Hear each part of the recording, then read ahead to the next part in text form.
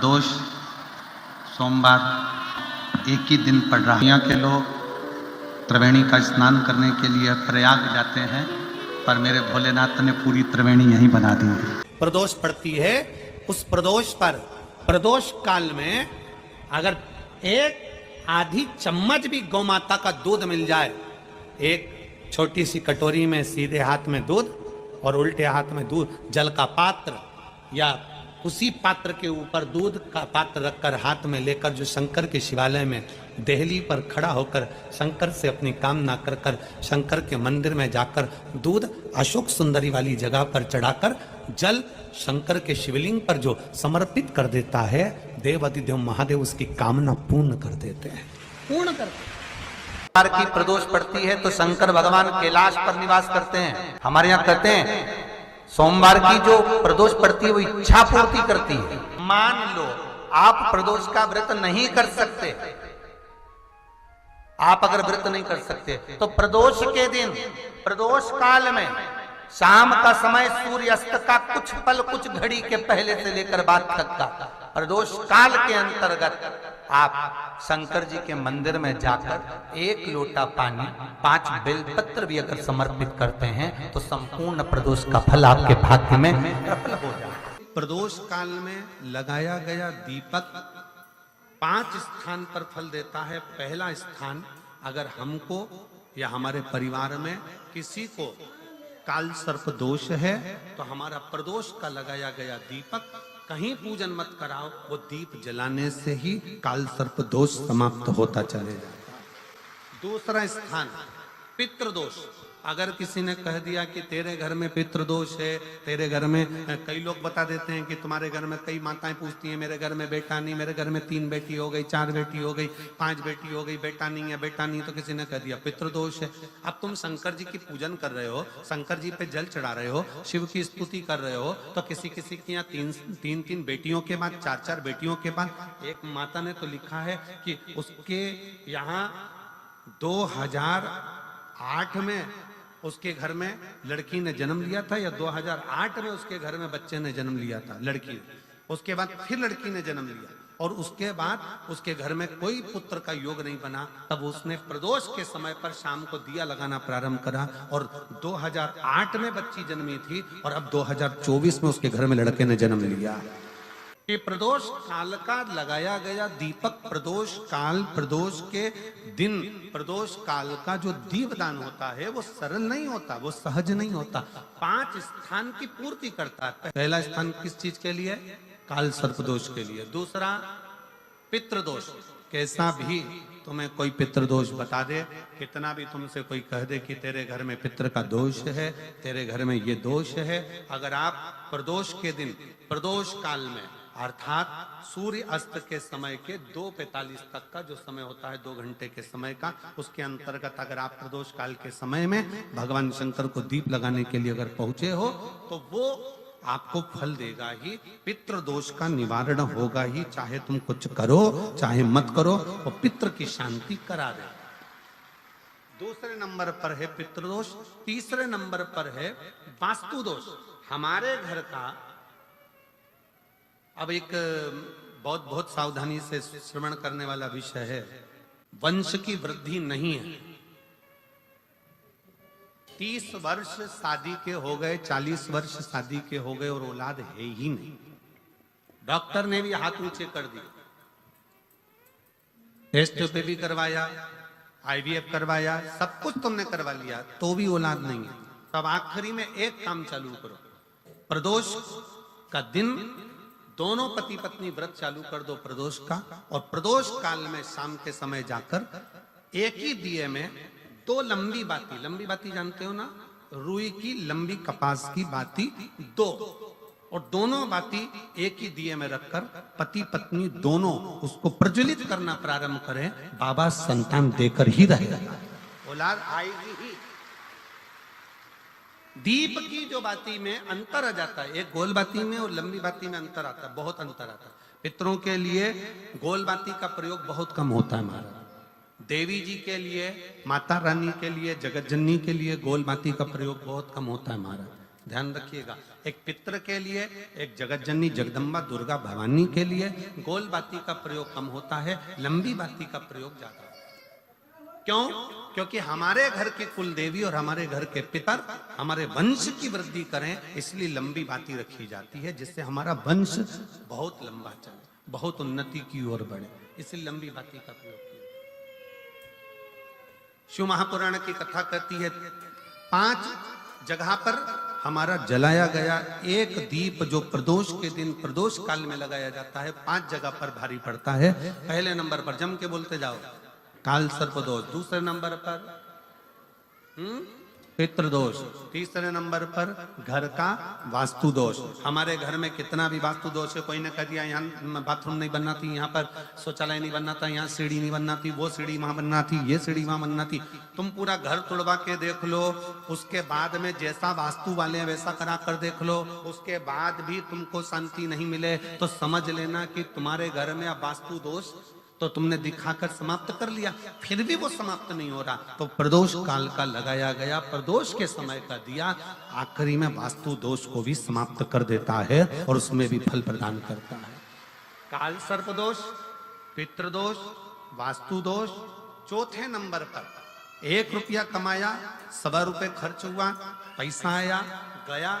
ये चौथे नंबर का व्यापार में थोड़े दिन दुकान अच्छी चली, थोड़े दिन बैठ गए, थोड़े दिन काम चला, थोड़े दिन बैठ गए, गाड़ी चली थोड़े दिन फिर बैठ गए, अर्थात हमारी फैक्ट्री थोड़े दिन चली फिर बैठ गए, कहीं ना कहीं तकलीफ, थोड़े दिन खाते थोड़े दिन रोते वाला चल रहा है। तो प्रदोष काल का प्रदोष के समय का दिया इस दुख को समाप्त कर कर रेगुलर एक जैसी सांझी, एक जैसी लक्ष्मी की वृद्धि करते चले गए, प्रदोष काल का। और 5वें नंबर का प्रदोष काल का दिया, प्रदोष समय का दिया 5वें नंबर पर रोग का निवारण का, रोग निवारण।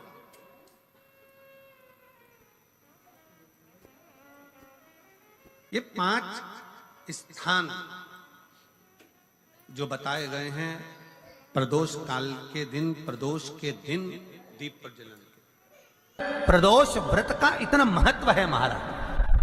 ये प्रदोष व्रत होता क्या है? प्रदोष व्रत का महत्व क्या है?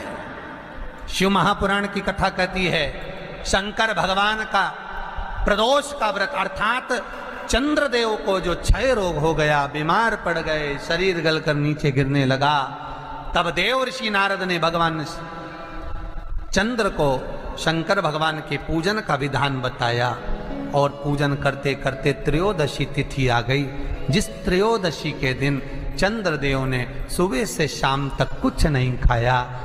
शाम के समय सूर्य अस्त के पहले चंद्रदेव ने स्नान किया, श्वेत वस्त्र धारण करे और श्वेत वस्त्र धारण कर कर चंद्रदेव शंकर के शिवलिंग की पूजन करने बैठ गए।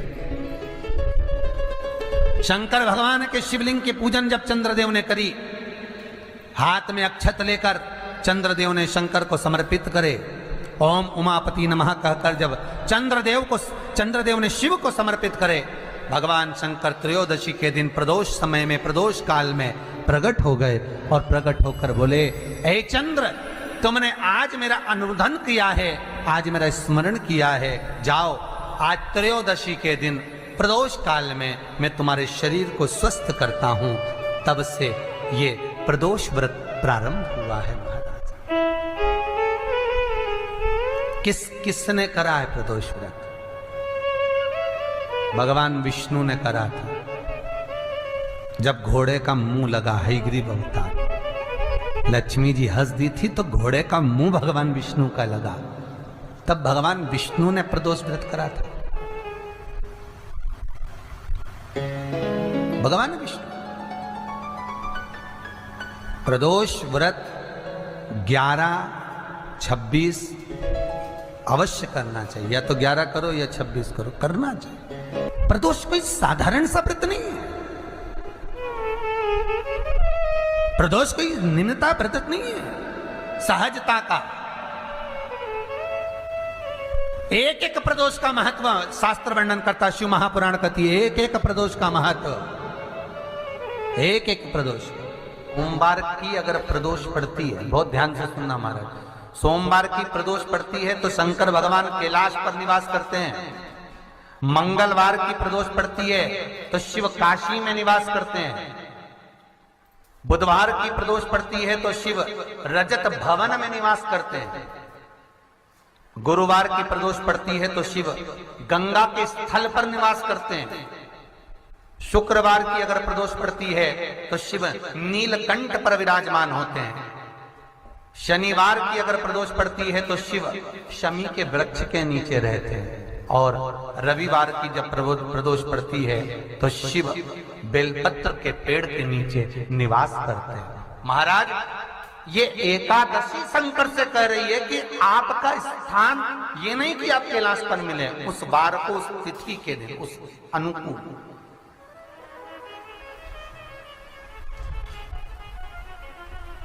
हमारे यहां कहते हैं सोमवार की जो प्रदोष पड़ती है वो इच्छा पूर्ति करती है। मंगलवार की प्रदोष रोग से मुक्ति देती है। बुधवार की प्रदोष कामना की पूर्ति करती है। गुरुवार की प्रदोष शत्रुओं का नाश करती है। शुक्रवार की प्रदोष सुख और शांति देती है।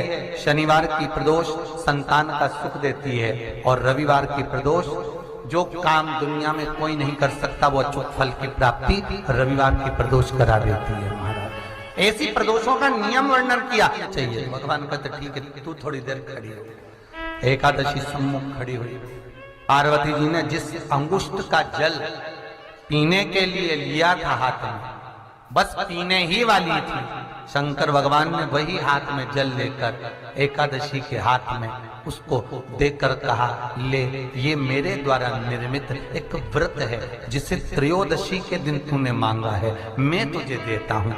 आज इस व्रत का फल मैं तुझे प्रदान करता हूँ। अब तू जिस जीवात्मा को लेकर जाएगी उसका पाप प्रबल नहीं होगा। किसी स्त्री, पुरुष, बालक, बुजुर्ग जो भी होगा जिसने प्रदोष का व्रत करा होगा, वो जीवात्मा को तू किसी फल की कामना से नहीं, स्वतः ही लेकर चली जाए। उसमें कोई कामना नहीं है। बन सके जीवन में 11 प्रदोष या 26 प्रदोष करने के बाद आप उसका उद्यापन कर कर विराम भी दे सकते। पर जीवन में एक बार प्रदोष का व्रत मौका मिले, जिस कामना से, जिस दिन का भाव आपके मन में आए कि मुझे रोग से मुक्ति पाना है तो ये प्रदोष मुझे करना है, मैं रोग मुक्ति के लिए, हम मंगल, जो भी आपके मन में आ रहा है, संतान प्राप्ति के लिए शनिचरी प्रदोष, आप उसका स्मरण करें। फिर लिखा शिव महापुराण में, बड़ा सुंदर लिखा वेदव्यास जी ने, मान लो आप प्रदोष का तो नहीं कर सकते, आप अगर व्रत नहीं कर सकते तो प्रदोष के दिन, प्रदोष काल में शाम का समय सूर्यास्त का कुछ पल, कुछ घड़ी के पहले से लेकर बाद तक का प्रदोष काल के अंतर्गत आप शंकर जी के मंदिर में जाकर 1 लोटा पानी, 5 बेलपत्र भी अगर समर्पित करते हैं तो संपूर्ण प्रदोष का फल आपके भाग्य में प्रबल हो जाए। शिव महापुराण में इसका, लड़की को मंगल है, गुरुजी लड़के को मंगल है, क्या करा जाए? कुछ मत करो। प्रदोष के व्रतों में वर्णन किया गया है कि रवि का प्रदोष, भौम का प्रदोष, मंगल का प्रदोष, बुध का प्रदोष, गुरु का प्रदोष, शुक्र का प्रदोष, शनि का प्रदोष। जो प्रदोष पढ़ते हैं पूरे महीनों में, पूरे वर्ष में, मंगल का प्रदोष निकाल कर रख लो कि मंगल का प्रदोष इस दिन पड़ रहा है, मंगल की त्रयोदशी तिथि पड़ रही है, प्रदोष व्रत मंगलवार का पड़ रहा है। और जिन लड़का लड़की को मंगल होते हैं, जिन कन्या और वर को मंगल होते हैं, केवल शंकर भगवान के मंदिर में जाकर चौमुखी दिया, 4 बत्ती का दिया आटे का, उसमें घी डालकर लड़की शंकर भगवान के मंदिर में मात्र 7 बार शंकर पे से उतार कर, 3 बार स्वतः उतार कर शिव के मंदिर में रख देती है। उसका मंगल आड़े आता ही नहीं है, मंगल नहीं आता सामने। मंगल प्रदोष व्रत का इतना महत्व है महाराज। एक बात बहुत अच्छे से समझ लीजिए, जिसके घर में क्लेश होता हो, अशांति रहती हो, क्लेश रहता हो, या छोटी छोटी बात पर विवाद चालू हो जाता, या पति पत्नी में, परिवार में, सास बहू आदि कादिक में कहीं ना कहीं कुछ अगर विवाद रहता हो, ऐसा बेलपत्री की डंडी रहती है ना, बहुत ध्यान दीजिएगा महाराज। श्राद्ध पक्ष की कथा चल रही है, शिव महापुराण आज विराम की ओर है, ध्यान दीजिएगा। जैसे ये बेलपत्री की जो डंडी होती है, डंडी का जो भाग होता है बेलपत्री की, ऐसा बेलपत्री की 7 भाग ले लो, मतलब बेलपत्री 7 ले लीजिए। 7 बेलपत्र लेकर कच्चा जो सूत होता है ना, कच्चा सूत जो जानते हो पेड़ पौधे में माता लपेटती हैं, धागा जो होता है ना सफेद कलर का कच्चा धागा, जो बड़ में, पीपल में और आंवला आदि में लपेटा जाता है, कच्चा सूत, उसको शंकर भगवान और माता पार्वती का स्मरण कर कर नंदी के, जो नंदी होता है, नंदी के राइट भाग में, नंदी का एक पांव ऊंचा होता है, आपने देखा होगा आगे का पांव ऊंचा होता है, बैठते समय नंदी का एक पांव ऊंचा, एक पांव नीचे की हो जाता है। तो नंदी का जहां पांव ऊंचा है उस ऊंचे पांव के पास में बैठना है। कच्चे सूत पर उस बेलपत्री के जो 7 गुच्छ हैं, 7 जो बेलपत्री के भाग हैं, 7 बेलपत्री हैं, उसको अपना नाम गोत्र स्मरण कर कर उस कच्चे सूत को लपेटना है। महाराज लाल कलर का चंदन उस बेलपत्री के पत्ते में जो अग्रभाग होता है, सबसे आगे का भाग, 7 में लाल चंदन लगाना है।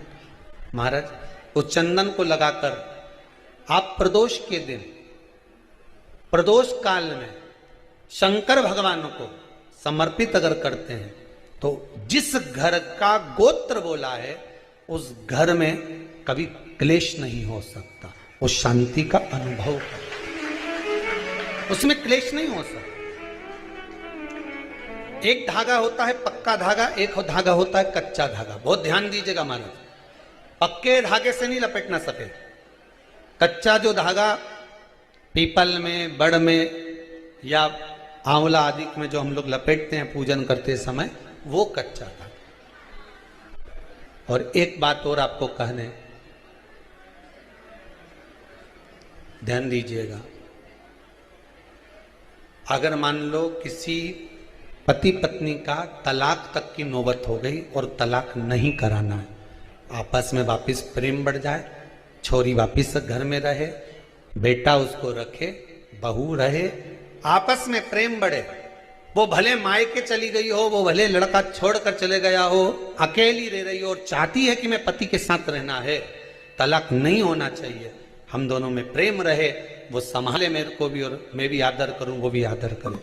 तो मेरा निवेदन है, कच्चा जो सूत होता है, कच्चा जो धागा होता है, नंदी के ठीक पीछे बैठकर कोई साथ में आपके परिवार का कोई व्यक्ति चले जाए और हस्तकमल को, जिसको अपने परिवार में वापिस रहना है, उस स्त्री हो या पुरुष हो, दोनों में से कोई भी नंदी के पीछे बैठकर, सोमवार की जिस दिन अष्टमी पड़े उस दिन नंदी के पीछे बैठकर हाथ को ऐसा बंद करना है, हाथ में एक बेलपत्री रखना है, सीधी सीधी बंद कर कर 7 बार उस हाथ पर कच्चा सूत लपेट देना है, उस सूत को वापस निकाल लेना है बेलपत्री के साथ, बेलपत्री के साथ में, और बेलपत्री को तो अपने पास में रखना।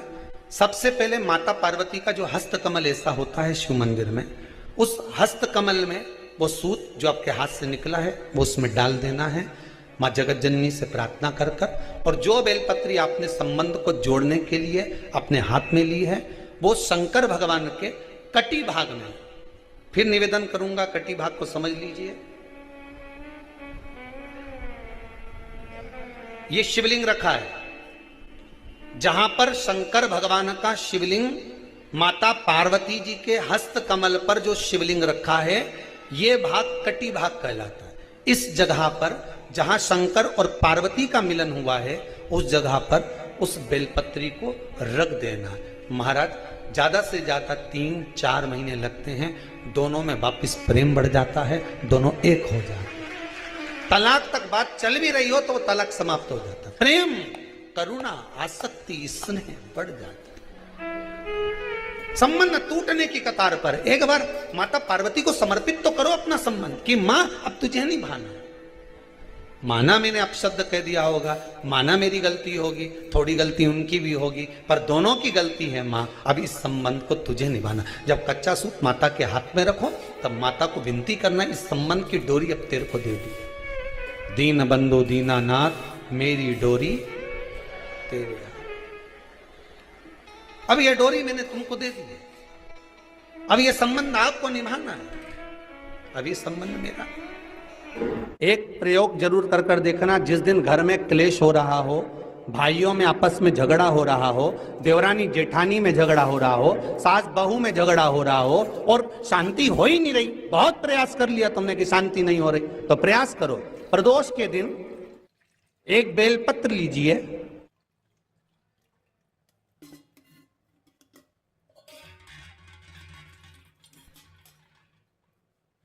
प्रदोष के दिन बेलपत्र लेकर अपना जो परिंडा होता है, परिंडा जानते हो, मटका, हंडा, जहां पानी भरते हो, पितरों का स्थान, उस परिंडे को बेलपत्र छुआकर उस बेलपत्र को शंकर भगवान के ऊपर जो जलाधारी होती है, उस जलाधारी में इस डंडी को अपने घर का नाम गोत्र बोलकर उसको डाल दिया जाता है। एक लोटे पानी में थोड़ा सा शहद मिलाकर उस जलाधारी में भगवान शंकर का भृंगेश्वर नाम लेकर चढ़ा दिया जाता है। शिव जी को चढ़ाया हुआ जल उस बेलपत्र को चढ़ाकर जाइए, कितना भी तेज झगड़ा हो रहा होगा, मात्र 10 मिनट के अंदर एकदम शांत हो जाता है, झगड़ा रह ही नहीं पाता। इतना भी झगड़ा हो रहा, मात्र 10 मिनट, 15 मिनट से ज्यादा नहीं टिक सकता। अगर खाओगे शंकर जी के मंदिर की तो मुख में जीवान छार छार हो जाती है। बोलो सही है कि गलत? प्रतिदिन बेलपत्र खाओगे शंकर मंदिर की तो मुख में कई बार छाले भी पड़ जाते हैं। सत्य है कि गलत? शिव महापुराण की कथा कहती है अति सर्वस्व वर्जते। आपको अगर बेलपत्र खाना है, हफ्ते में 2 खाओ, हफ्ते में 3 खाओ। मुंह में अगर छार छार हो रहा है, छाले पड़ रहे हैं, तो बेलपत्र को, शिवजी की चढ़ी हुई बेलपत्र को सुखाकर चूरा बनाकर इतनी सी चुटकी भर खा लिए, पानी पी लिया। लीवर गड़बड़ हो गया है, डायलिसिस चल रहा है, किडनी गड़बड़ हो गई है, डॉक्टर बोल रहा है कि डायलिसिस करवाना पड़ेगा, तो बेलपत्री के पीछे की जो डांट होती है, जिसको आप लोग तोड़ के फेंक देते हैं, वो बेलपत्री के पीछे की जो डांट है, ये ब्रह्मा विष्णु महेश। समझ में आ रहा है आप लोगों को? बीच में जो डंडी दिख रही है आपको, इसके बीच में बड़ी पत्ती और 2 पत्ती के बीच में जो खाली जगह है, ये खाली जो डंडी है, इसमें 33 कोटि देवी देवताओं का स्थान होता है। किसका स्थान है? 33 कोटि देवी देवता। इसलिए बेलपत्र चढ़ाते समय बेलपत्र को इस जगह से पकड़कर समर्पित किया जाता है कि 33 कोटि देवी देवताओं का स्पर्श कर कर, ब्रह्मा विष्णु महेश का स्पर्श कर कर चढ़ाया जाता है। बेलपत्री के नीचे की जो डंडी होती है, ये 2 पत्ती से लेकर नीचे का जो भाग होता है, ये स्कंद पुराण कहती है, इसमें 64 योगनियां और मेरी माता पार्वती का संपूर्ण जितनी शक्तियां हैं, वो सारी शक्तियां इस डंडी के अंदर विराजमान होती हैं। इस डंडी के पीछे एक गोखरू होता है, जिसको माताएं तोड़ देती हैं। वो जो टूटा हुआ गोखरू रहता है, उसमें भगवान शंकर के प्रत्येक गण का भाव रहता है। इनका काम क्या रहता है? जब शरीर में किसी व्यक्ति के जीवन में जब दुख, तकलीफ या रोग बढ़ता है, तो वो गोखरू जो नीचे का रहता है, वो टूटा हुआ गोखरू अशोक सुंदरी वाली जगह पर चढ़ाकर हफ्ते में 2 बार उसको चबा चबा कर अगर खा लिया जाए तो डायलिसिस की जरूरत नहीं पड़ती, डायलिसिस छूट जाता है, लीवर और किडनी काम करना प्रारंभ कर देते। और अच्छे से सुन लेना, अभी की अभी घर जाकर शुगर की जांच करना, शुगर कितनी भी हाई जा रही होगी, बेलपत्री के नीचे का गोखुर टूटा हुआ अशोक सुंदरी पर चढ़ाकर खाकर 5 से 7 मिनट मुंह में रख लीजिए और उसके बाद शुगर की जांच कर लीजिए, शुगर लेवल में मिलना प्रारंभ हो जाए। बेलपत्री का जो सुख है वो जीवन का आनंद